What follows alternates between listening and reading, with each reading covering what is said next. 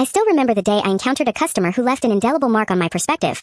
A young woman who stormed into the store where I worked, demanding to be served immediately. As she burst through the doors, her eyes scanned the room, and her gaze landed on me with an air of entitlement. She was clutching her broken phone, her fingers drumming impatiently against the cracked screen as she waited for me to acknowledge her. I recall feeling a sense of trepidation as she approached the counter, her voice rising above the gentle hum of conversation in the store. "Excuse me," she said, her tone dripping with condescension. "I need a new phone and I need it now. My father is a very important person, and I'm sure he wouldn't be pleased to know that I'm being kept waiting." I listened attentively, my expression neutral, as I explained that there were several customers ahead of her in the queue.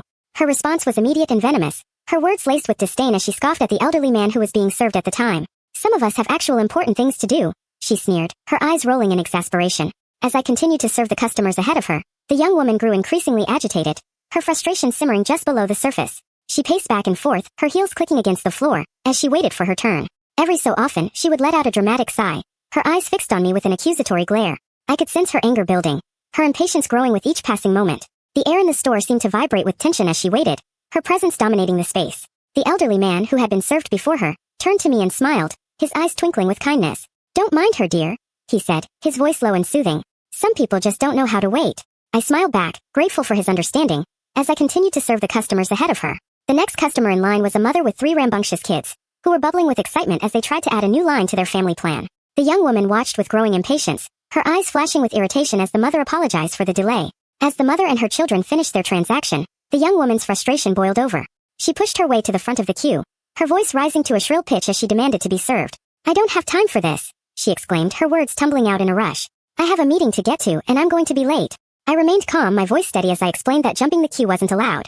"I'm afraid you'll have to wait your turn," I said, my eyes meeting hers with a firm but polite gaze. Her response was immediate and explosive. "This is ridiculous," she spat, her face reddening with rage. "I'm going to report you to your manager." I nodded, my expression unchanging, as I called my manager over to assist with the situation. The young woman's demeanor changed instantly as my manager approached, her voice sweetening as she explained her situation.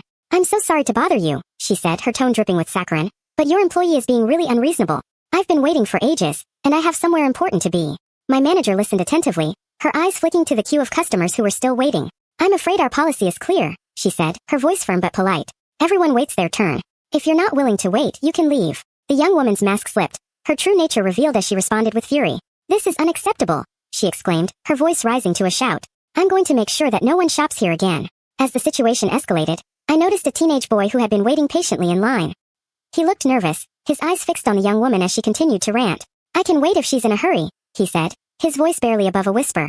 The young woman turned to him, her eyes flashing with anger. "Finally, someone with sense," she snapped, her voice dripping with condescension.